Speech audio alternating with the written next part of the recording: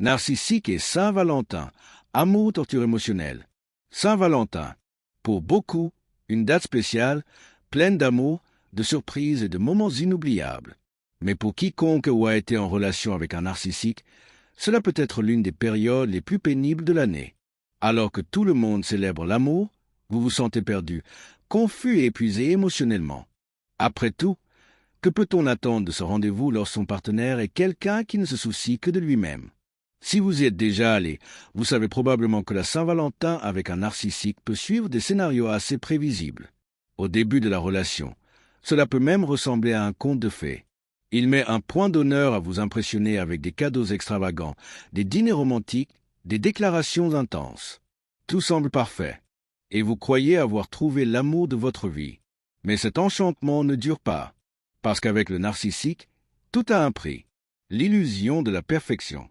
Au début, il pourrait vous mettre sur un piédestal. Il fait de grandes promesses, dit que tu es la personne la plus incroyable qu'il ait jamais rencontrée.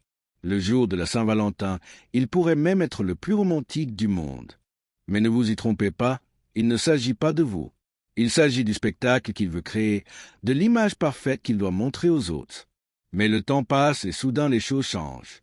Le froid qui vous laisse sans terre. Une fois la phase d'idéalisation terminée, la Saint-Valentin peut se transformer en torture émotionnelle.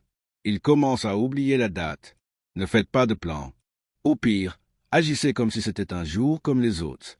Vous avez le courage de lui demander s'il va faire quelque chose de spécial, et il répond avec irritation, comme si vos attentes étaient absurdes. Si vous insistez, il renversera la situation. Il vous accuse d'être ingrat, d'attendre trop de lui faire pression. Vous commencez à vous demander, est-ce que je réagis de manière excessive? Mais au fond, vous savez que ce n'est pas le cas. Vous vouliez juste un geste d'affection, quelque chose que toute relation s'honorait. Et puis il fait quelque chose d'encore pire. La triche de la triangulation. De nombreux narcissiques utilisent cette date pour vous faire sentir en insécurité. Au lieu de célébrer l'amour, ils trouvent un moyen de vous blesser. Il peut faire des compliments inattendus à quelqu'un d'autre devant vous, parler de son ex sans raison, ou même disparaître, vous laissant vous demander s'il est avec quelqu'un d'autre. Cela n'arrive pas par hasard. Il le fait exprès, parce que te voir anxieux peu sûr de lui donne un sentiment de pouvoir. Mais le pire, c'est alors qu'il décide de transformer la Saint-Valentin en un cruel jeu de défausse. Le rejet et l'indifférence qui font mal. De nombreux narcissiques choisissent cette date pour disparaître, ignorer vos messages ou même mettre fin aux choses de manière froide et cruelle. Pendant que les autres couples font la fête, vous êtes seul, vous demandant comment tout a pu s'effondrer si vite. Et tu sais pourquoi? Parce que le narcissique prend plaisir à voir votre douleur. Il sait que cette date a une signification pour vous, alors il l'utilise pour vous punir, vous déstabiliser, vous faire tout remettre en question. Mais l'histoire ne s'arrête pas là. Le retour toxique. Quand vous commencez enfin à récupérer, il réapparaît. Cela pourrait arriver quelques semaines plus tard ou même le jour de la Saint-Valentin prochaine.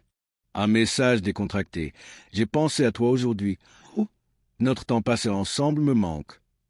Mais ne vous y trompez pas. Ce n'est pas de l'amour. Ceci est un test. Il veut voir s'il a toujours le contrôle sur toi. Si vous répondez, il sait qu'il a encore une chance de vous entraîner à nouveau dans le cycle de la violence. Alors, maintenant que vous connaissez ce modèle, dites-moi, comment se passait votre Saint-Valentin avec un narcissique? Avez-vous déjà vécu l'une de ces situations? Je veux vraiment connaître votre histoire, alors laissez votre commentaire ci-dessous. Et si cette vidéo vous a aidé de quelque manière que ce soit, abonnez-vous à la chaîne et activez la cloche. Ici, vous ne serez jamais seul. Vous êtes-vous déjà demandé pourquoi certaines personnes semblent réussir facilement, alors que d'autres luttent pendant des années sans bouger? Qu'est-ce qui est différent chez ces personnes qui réussissent? Crit à Successful Mindset est le livre qui vous montrera que le succès n'est pas une question de chance ou de hasard, mais de mentalité. Oubliez les mythes des formules magiques ou des raccourcis. Vous apprendrez ici à développer la façon de penser que les grands leaders, les entrepreneurs et les performants ont en commun. Imaginez vous réveiller chaque jour avec la clarté de ce que vous voulez réaliser, et plus encore, avec la certitude que vous y parviendrez. Le chemin vers le succès commence par la façon dont vous pensez et agissez, et créer un état d'esprit réussi est votre carte. Si vous êtes prêt à transformer votre esprit et votre vie, cliquez sur le lien ci-dessous et sécurisez votre copie de « Créer un état d'esprit réussi » dès maintenant. N'attendez plus, le succès commence avec vous.